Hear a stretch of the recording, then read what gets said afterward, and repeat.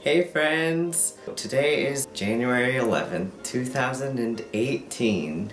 Wow, a year has gone by really fast and it is once again my T birthday. Yay! I'm 2 years old. Basically, I don't know if there's been that many changes since the last video update I posted other than like appearance sort of. I don't know. Tell me if you can see it. I can't really see it because I've been on YouTube constantly.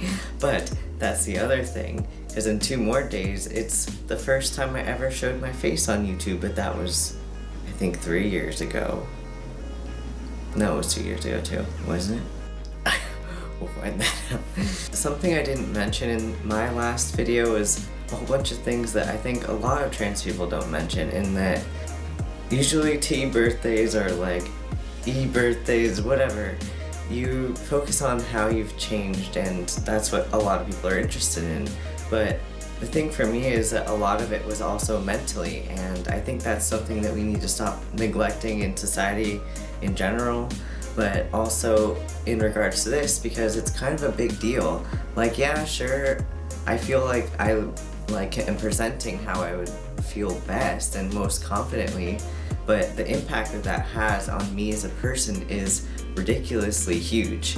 And that's something I don't want to ignore this year, because I think in that area I've grown the most. Something I haven't really talked about much with you all is that I had really severe vocal dysphoria, and people have even commented like, oh, you're very articulate and stuff. Like, someone commented that last week, if that was you.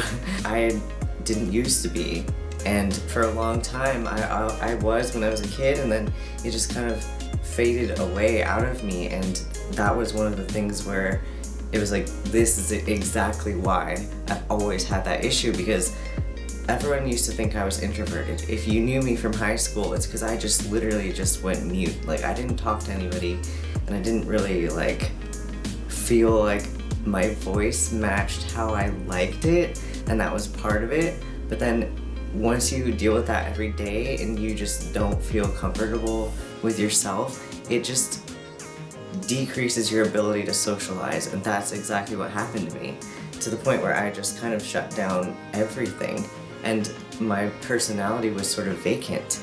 And people who knew me, I don't know if like all of them totally realized until later, but I'm still the same person. I just talk more. I say my thoughts more. There's certain people who I've still done that to, but still, I know for a lot of my friends that was kind of a bigger shock if they ever came and talked to me again. That's the other thing. We won't go into that. I added a bunch of clips in this video that deal with trans issues, because the first, I'd say, like 6 months of my transition, a lot was happening at school, and I was going to make a video about that eventually, but I'm not really in the mood right now. Basically, I had faced a lot of harassment, and if you check out this video called Q&A number 2, and I was like 2 or 2.5 months on T at the time, and I kind of explained what happened, but it sort of went on from there, so someday I'm gonna have to update that. But for now, I would just like to remind people that even if you live in somewhere that seems liberal, like LA, there's still people who don't accept trans people. There's people everywhere who don't accept trans people, and part of the safety is that if you want to present a certain way, it's best to do that if you can, because then you're more confident and able to defend yourself better, because there's going to be an onslaught of anywhere from verbal harassment to physical harassment to sexual harassment or assault. And there's a lot of trans people deal with all of those things in separate points in their lives.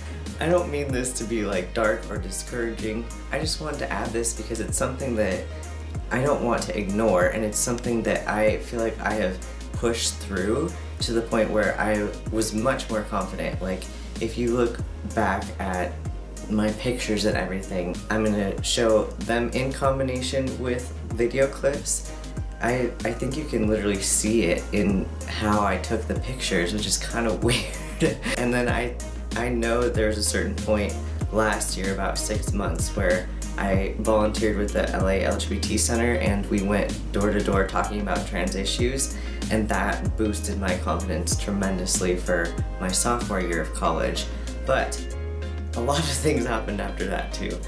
I will let everything else tell the rest of the story, and in regards to YouTube, I'll talk about that later, but specifically to trans things, I want to tell all of the trans kids out there not to give up. And if you're not a kid and you're older and you're wondering about transitioning, just know it's never too late to transition. And if you think that that would benefit you and benefit you mentally, I can attest to how it does. I used to be severely depressed and suicidal, and right now I don't have to deal with that nearly as much as I ever did for most of my childhood.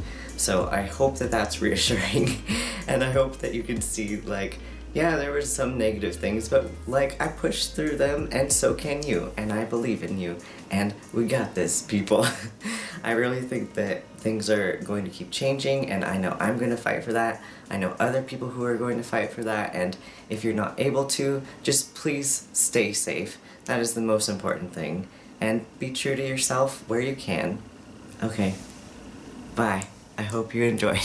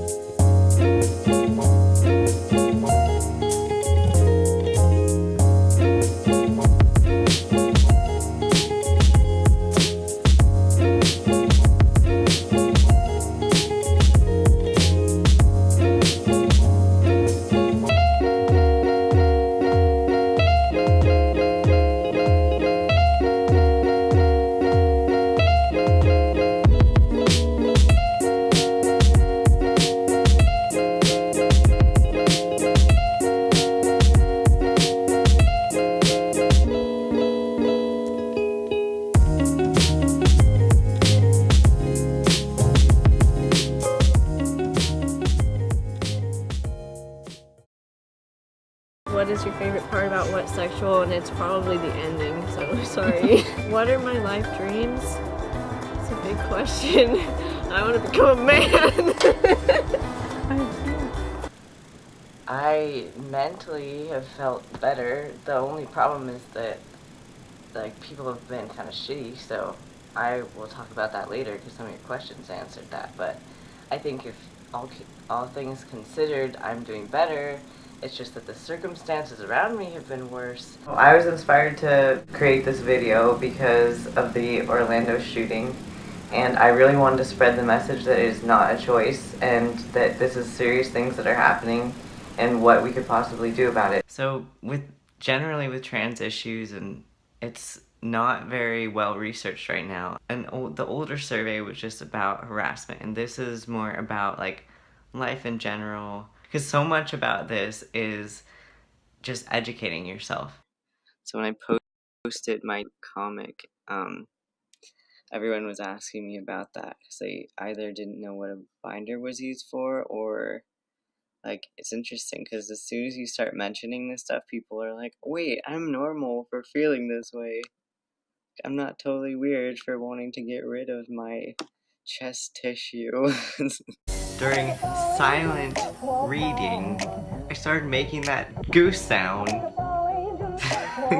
Hello, friends! You may have noticed that my hair is different and I have a new camera. And now we can get on with the video. We'll just go with those ankle boots.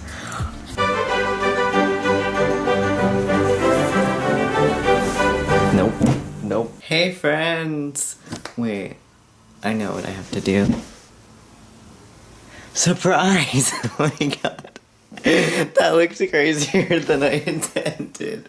I don't know if I should put that in. People called me a devil worshiper in high school. Pretty much solely based on how I dressed, but I mean, I can't entirely blame them, so if you'd like to just view this cringy photo of me as like a junior, you're welcome. The thing about Trans Day of Remembrance is that it only takes into account the people who have died, and the families both are willing to say that they're out publicly, and the police and law enforcement have to also record it as a hate crime specifically about trans people. If you don't think that you can make a difference, just know that even after we did that live stream, for whatever reason, I just felt like you guys were just so, like, sweet, and you were nice to me, and you actually asked me questions, and like, I don't know, that was nice. And I'm not used to that, but it was a good thing.